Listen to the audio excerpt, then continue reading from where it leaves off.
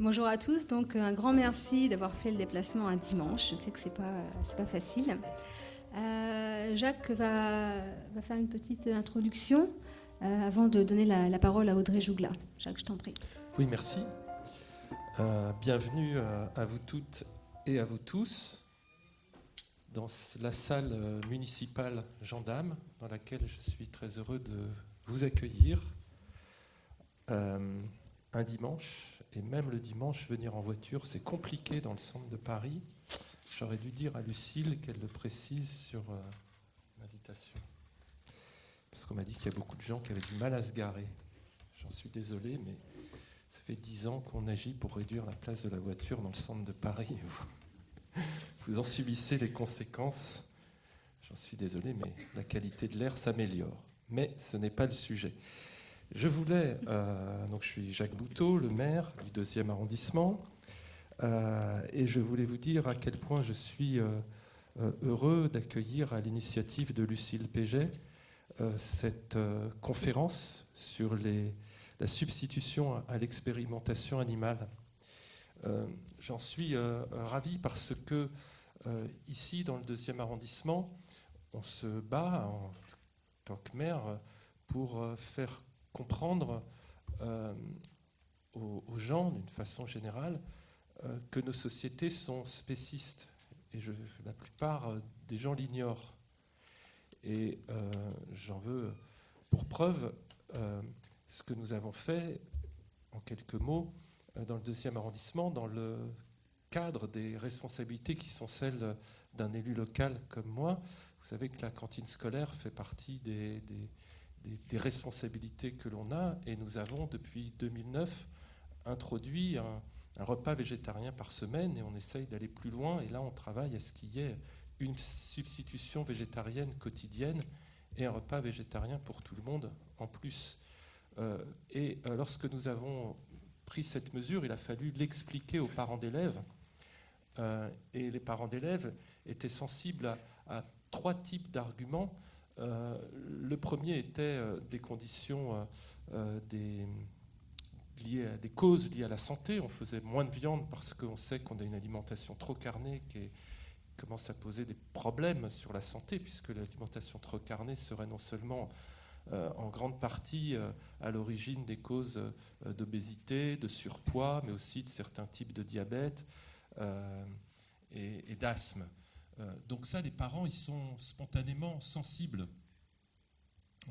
La deuxième raison qu'on leur explique, c'est de leur dire que la viande a un impact sur le climat qui est encore plus déterminant, encore plus catastrophique que les déplacements, puisqu'on sait que l'industrie de l'élevage produit plus de gaz à effet de serre que l'ensemble des déplacements dans le monde, et qu'en plus, elle contribue à la déforestation, notamment des forêts primaires en Amazonie, pour y planter du soja, OGM, pour nourrir les élevages européens.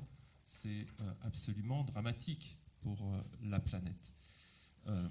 Et puis, les gens comprennent assez bien aussi que pour produire une protéine animale, il faut dépenser 6 à 10 protéines végétales, et qu'en termes de rendement, il est beaucoup plus efficace de se nourrir directement avec la protéine végétale. Et donc tous ces arguments étaient assez bien compris, mais quand on aborde la question de la sensibilité animale, du fait que les animaux sont des êtres sentients, capables de stratégie, d'intelligence, qui ont des liens sociaux, qui ressentent, enfin sociaux, donc qui ont des liens entre eux, qui tissent des liens entre eux, eh bien, quand on aborde ce sujet, je vous avoue que c'est le sujet très souvent le moins bien compris, y compris par des parents d'élèves, parce qu'on nous renvoie à une certaine sensiblerie, au fait qu'il y ait des causes plus importantes que celles-ci.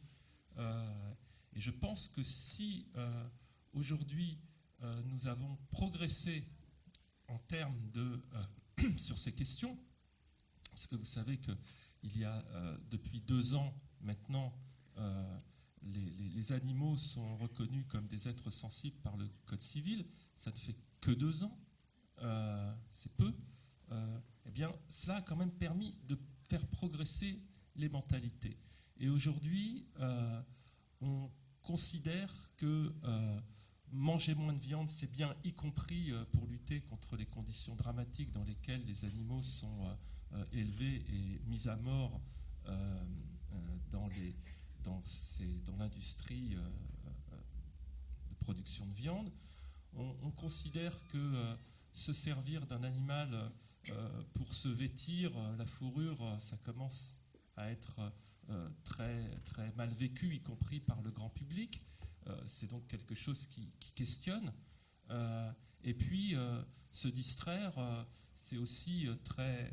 commence hein. Je ne dis pas que la société tout entière est dans cette dynamique, mais la chasse, la corrida, le fait de tuer des animaux pour se distraire, c'est aussi quelque chose qui commence à beaucoup questionner nos sociétés. Mais là où il y a encore nettement de progrès à faire, c'est justement en matière d'expérimentation animale. Parce que là, sur cette question de l'expérimentation animale, il y a encore des progrès à faire pour atteindre à cette compréhension qui fait que c'est l'idéologie spéciste qui fait qu'on instrumentalise l'animal pour la recherche scientifique et pour l'homme, et que cela procède de la même dynamique que celle qui consiste à instrumenter les animaux pour se vêtir, se distraire ou se nourrir. Et sur cet aspect de l'expérimentation animale, il me paraissait tout à fait essentiel d'échanger, de donner à comprendre, de mettre en débat cette question. Et c'est la raison pour laquelle je pense que, en tant qu'élu écologiste qui travaille sur cette question, je vous l'ai dit depuis maintenant 2009 ici, avec nos repas végétariens notamment, eh bien, il me semblait que là, sur la question de l'expérimentation, il y a encore une marge de progrès importante. Et c'est la raison pour laquelle j'étais tout à fait sensible et même enthousiaste, même si le mot est un peu fort quand même, mais en tout cas très partant, lorsque Lucille Péget m'a proposé d'accueillir cette conférence. Voilà ce que je voulais vous dire. C'est la raison pour laquelle je suis très heureux que ça se passe ici. Et je vous souhaite de bons débats. Voilà. Merci pour votre attention. Merci beaucoup, Jacques.